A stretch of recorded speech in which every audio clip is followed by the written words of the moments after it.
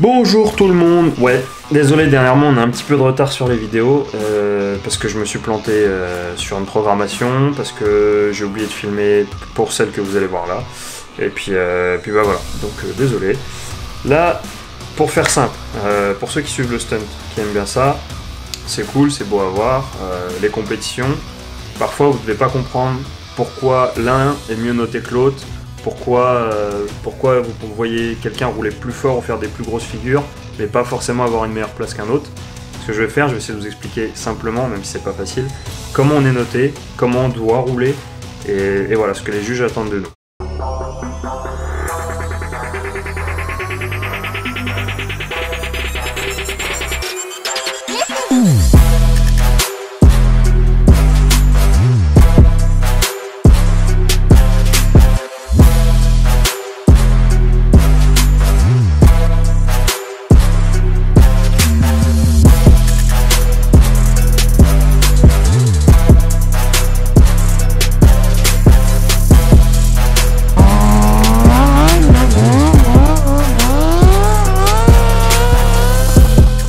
Donc moi je fais toujours le rapprochement.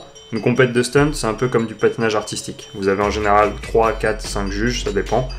Et on va noter 5 ou 6 catégories différentes. Il y aura le wheeling, donc les roues arrière, le stoppie, les roues avant, ce qui est drift et burn, donc quand on fait glisser la moto, que ce soit avec ou sans le frein, souvent c'est combiné. Ce qu'on appelle les accros, donc tout ce qui va être debout sur la moto, les poiriers, rouler à l'envers, pareil en poirier, debout sur la moto. Il va y avoir ce qu'on appelle, alors après c'est une catégorie un peu bâtarde, le flow, l'overall, donc la qualité générale du roulage, si le pilote a été fluide, si les tricks se sont bien enchaînés, s'il y avait un début, une fin. Et en général on va noter l'agressivité et les fautes. Alors les fautes sont à part, ça dépend, ça varie un petit peu, mais grosso modo c'est ça. Ça va être wheeling, stoppie, drift, burn, accro, flow, overall et agressivité, faute. Grosso modo, agressivité, faute. Donc ce qu'on compte comme faute, alors suivant les compétitions en général c'est un pied par terre. Alors je parle pas un pied, si vous regardez Romain Gendreau, souvent il pose des pieds, c'est pas parce qu'il rate, même s'il est pas très bon, mais c'est parce que voilà, c'est sa façon de rouler, donc ça sera pas compté comme une faute. Par contre un pilote qui va par exemple entamer un drift ou un cercle, un rond, se rater, reposer, mettre un pied parce qu'il avait mis de tomber, ça va être une pénalité. Donc on va regarder le run que j'ai fait en finale du SBI de cette année, parce que je suis objectif sur moi-même, enfin je pense, et je vais vous dire là où je fais des fautes. Vous le voyez peut-être pas, je vais vous expliquer justement ce que je fais pour pallier à ça et que ça se voit pas justement dans le flow, dans l'overall. Chose que certains pilotes ont du mal à faire. Souvent ils vont faire une faute et ils vont se bloquer plutôt que de renchaîner. Donc parti, on regarde. Hop. Donc je disais qu'il fallait un début. Donc là, chaque pilote commence en général par un combo en ligne droite. Donc on part, on enchaîne les figures, ou sinon certains font des gros burns, c'est histoire de rentrer dans le run. Là on part en drift, donc histoire de marquer des points tout de suite, une main au sol, on essaie de mettre du gaz à cette vitesse, on essaye d'enchaîner le plus possible en fait, qu'il n'y ait pas de temps mort. Donc là vous voyez par exemple il y a une petite faute, normalement le drift aurait dû se faire en un coup, donc je l'ai repris, c'est reparti. Donc là stoppie, 180 enchaîné, toujours en essayant de ne pas mettre de temps mort. Là par exemple j'ai sauté. À la base, je voulais partir en rond. J'ai raté. Plutôt que de couper et de rien faire, je repose, je repars, j'enchaîne. Là, j'ai mis un pied au sol, donc c'est une faute. Mais j'essaie toujours de faire en sorte que ce soit dynamique. Si on se rate, si on n'arrive pas à faire une figure, boum, on enchaîne. Il faut que ça enchaîne tout le temps. Il ne faut pas laisser de temps mort. Il faut faire croire que c'était fait exprès. C'est le but, c'est de tricher un peu. Faut pas oublier de faire toutes les catégories. Souvent certains pilotes sont très très bons en wheeling ou en circle, en stop, mais en drift, mais pas du tout en stoppie. Romain par exemple, encore une fois, je prends son exemple, c'est celui qui joue le plus souvent, est très très fort partout, mais en stoppie, ça fait quelques années qu'il a quand même du mal. Donc ça le pénalise beaucoup. Mais à côté de ça, il fait des gros tricks. Et il est très fort quand même ce petit coup. Donc voilà. Toujours essayer d'enchaîner, voilà, on fait un cercle, on repose, plutôt que de reposer et repartir tranquillement, paf, on part directement en drift pour mettre du rythme. Là les accros, ce qu'on appelle un pain d'air aussi, donc debout sur le réservoir tout simplement.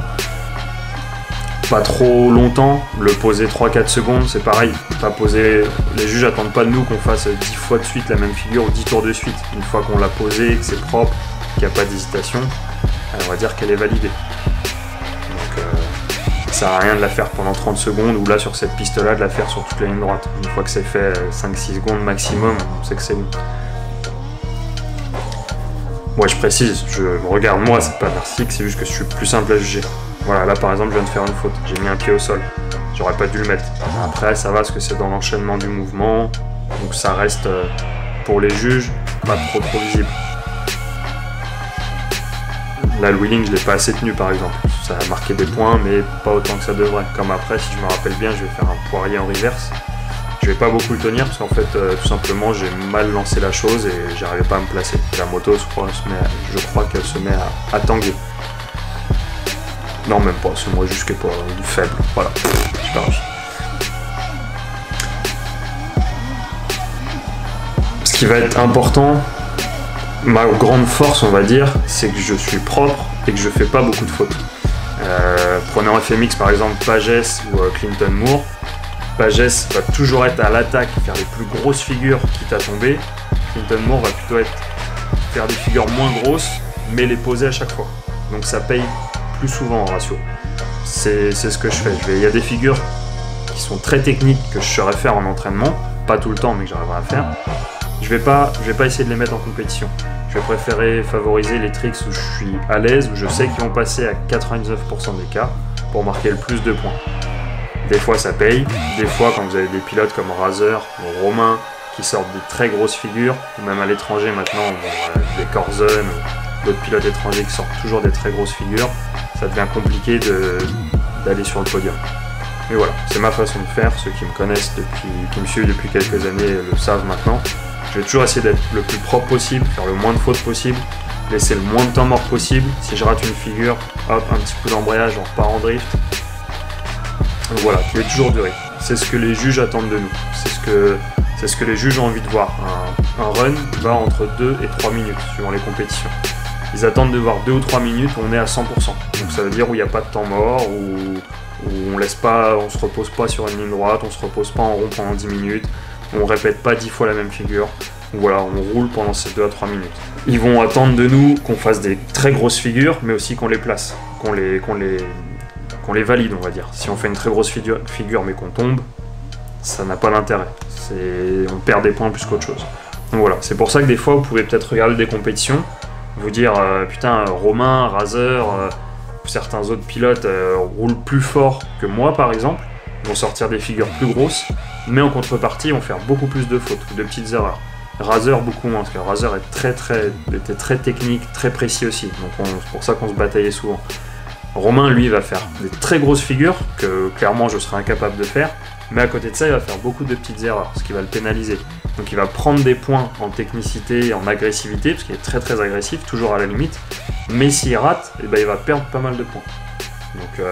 Donc voilà pourquoi des fois je me retrouvais devant lui, alors que je roule moins fort, et vice versa, que des fois des pilotes qui font des très grosses figures, mais plein d'erreurs vont pas être devant. Donc voilà, grosso modo, comment se déroule un run de compétition en stunt. Je sais pas si j'ai été très clair, je sais pas si j'ai été très précis. J'essaie de pas trop rentrer dans les détails. Si vous avez des questions, n'hésitez pas à les mettre en commentaire. J'essaierai de vous y répondre. Si ça vous dit, je peux faire... on m'a demandé plusieurs fois, donc je vais faire sûrement une vidéo sur la préparation complète de la machine, de pourquoi je roule avec ces pièces-là, pourquoi je roule avec cette moto-là. Qu'est-ce qui est important pour commencer? Je parle pour commencer, pas pour rouler à haut niveau, on va dire, même si souvent, bien sûr, une moto qui est toute préparée pour rouler en compétition sera plus facile, sera mieux pour progresser, mais elle sera peut-être plus dure à prendre en main au début. Donc voilà, je vais faire une petite vidéo là-dessus. Et puis en attendant, sinon dans les prochaines vidéos, on va aller faire un choix d'affi, que vous aurez peut-être même déjà vu. On va aller faire le round 2 du CFD à Croix-en-Ternois. On va rejoindre Chouf et on va être les switches quasi au complet, enfin pour la partie voiture du moins. Et puis voilà, on va essayer de préparer un petit projet dans l'année avec Chouf, une petite vidéo bien sympa avec quelques petites surprises. C'est pas validé encore, mais on va essayer de vous faire ça. Et puis voilà, n'hésitez pas à mettre vos commentaires, vos insultes, vos messages d'amour, de haine, de paix, et voilà, faites l'amour, pas la guerre, c'est très important.